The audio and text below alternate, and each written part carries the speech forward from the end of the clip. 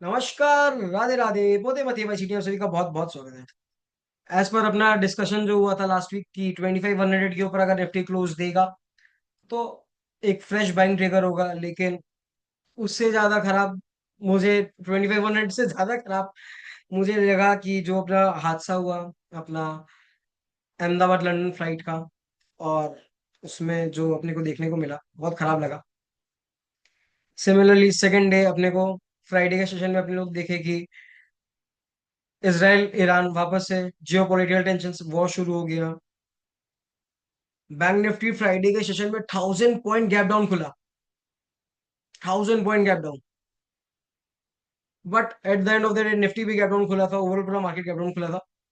But at the end of the day Nifty जो अपने लोग बात किए थे कि अराउंड 680 के ऊपर क्लोज देता है, जो अपने लास्ट वीक डिस्कशन जो हुआ था कि 680 के ऊपर अगर निफ्टी क्लोज देता है तो निफ्टी एक जो रेंज में चल रहा है 25,100 एंड 24,680, ये एक रेंज जो चल रहा है उसी रेंज में अभी भी निफ्टी चल रहा है।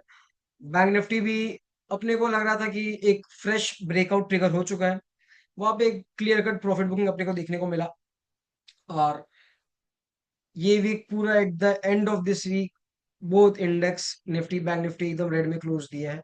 तो चलिए अब समझते हैं क्या लेवल्स फ्रेश निकल के आ रहा है Nifty bank Nifty and overall market का व्यू क्या है। चलिए अब समझते हैं चार्ट्स पे। ये अपने जो रेगुलर डेज में देखते हैं निफ्टी का डेली चार्ट, यहाँ पे क्लियर कट मंडे के सेशन में अपने लोग क्लोज देखे 25,100 का।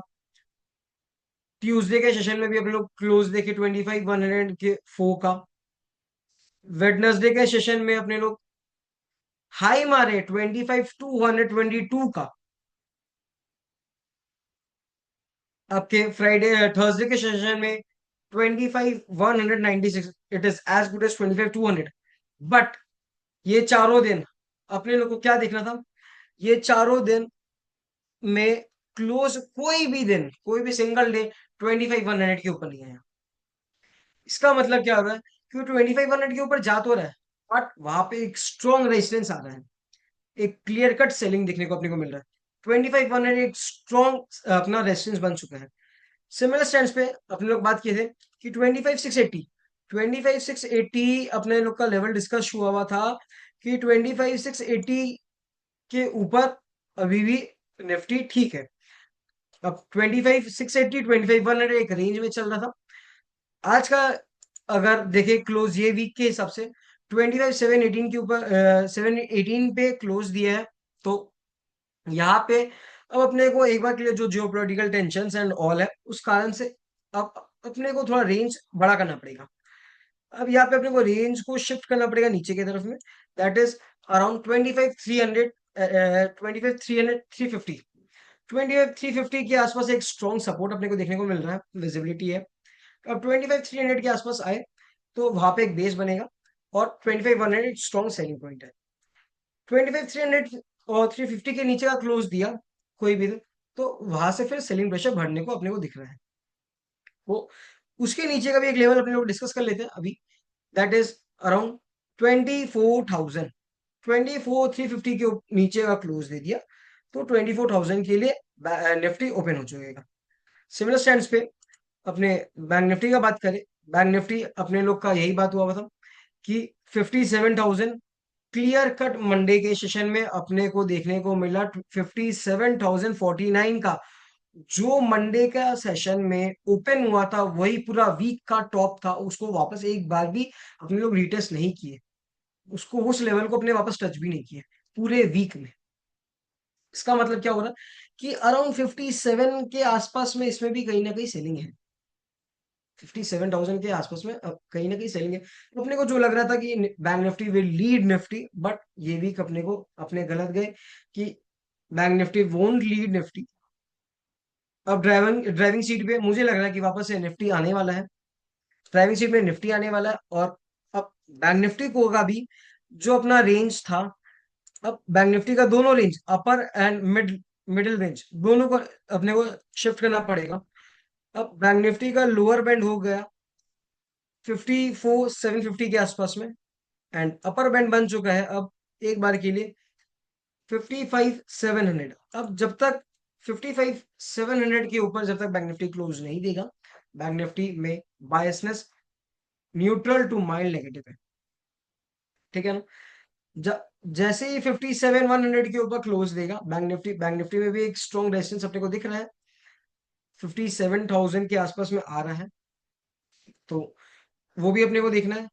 57 सॉरी 55,700 के ऊपर बायसनेस अपना न्यूट्रल टू पॉजिटिव होगा। और अभी नीचे के करेंटली बायसनेस अपना बैंक निफ्टी का न्यूट्रल टू माइल्ड नेगेटिव है। नीचे का सपोर्ट बैंक निफ्टी में है अराउंड 54,750, मतलब यहां से भी अपने को अराउंड 800 पॉइंट्स का अपने को नीचे सपोर्ट मिल रहा है। अब अगर अपने लास्ट वीक का स्टॉक स्पेसिफिक एक्शंस का बात करें, तो अपना लास्ट वीक डिस्कशन हुआ था, फर्स्ट वाज जिंदल स्टील। यहाँ पे अपने लोग देखे थे कि जिंदल स्टील में अपने को एक ब्रेकआउट अपने को लग रहा था और उसमें लगा था 1000 तक आने का चांस था। 985 तक जिंदल स्टील आया और वहां से एक स्ट्रॉन्ग सेलिंग अपने को देखने को मिला। यहाँ पे अपने लोग सपोर्ट 943 के आसपास अपने लोग रखे थे, वो सपोर्ट को ब्रेक करके इस बार क्लोज दिया है। और अब यहाँ पे नेक्स्ट वाज अपना पीएफसी। पीएफसी यहाँ पे अपने लोग अराउंड 419 के आसपास बात किए थे कि 437 के लिए। और अपना ये वीक वेडनेसडे को पीएफसी का हाई मारा था 436.20, it is as good as 437। तो एग्जैक्ट अपना पीएफसी अपना जो लेवल डिस्कस किए थे वहां तक आ चुका था। अब ये वीक के लिए बात करें, तो ये वीक मुझे अच्छा लग रहा है Tilak Nagar industries. Reason behind Tilak Nagar industries, Friday के सेशन में जब पूरा मार्केट में कोहराम मचा हुआ था, तब तिलक नगर इंडस्ट्रीज में एक स्ट्रॉन्ग बाइंग अपने को देखने को मिला। और यहाँ पे एक बुलिश एनगल्फिंग अपने को यहाँ पे पैटर्न दिख रहा है। और यहाँ पे मुझे लग रहा है कि ये एग्जैक्ट अपने ब्रेकआउट की जगह पे क्लोज दिया है। अगर यहाँ पे सब चीज सब सिनेरियो अगर अच्छा रहा, तो मुझे लगता है इन अपकमिंग डेज और वीक्स में तिलक नगर इंडस्ट्रीज 400 एंड 420 के आसपास अपने को कहीं देखने को मिलना चाहिए। सेकंड इज अपना हीरो मोटोकॉप। हीरो मोटोकॉप यहाँ पे अपने को क्लियर दिख रहा है multiple rounding bottoms, multiple rounding bottom अपने को यहाँ पे क्लियरली दिख रहा है। एंड वंस जैसे हीरो मोटोकॉप आपका 400 वो सॉरी 4,400 के ऊपर क्लोज देगा, तो मुझे लगता है कि एक स्ट्रॉन्ग इसमें बाइंग ट्रिगर होगा और उसको फिर हीरो मोटोकॉप को अराउंड 4,900 के आसपास में लेके आएगा इन अपकमिंग डेज। आशा करता हूँ आपको मेरा कंटेंट अच्छा लग रहा होगा, मेरा स्टॉक स्पेसिफिक एक्शंस आपको समझ में आ रहा होगा। कमेंट करके मुझे जरूर से बताइएगा आपको मेरा कंटेंट कैसा लगा। Like share and don't miss to follow पते मते बाय सीटी। Thank you, bye bye.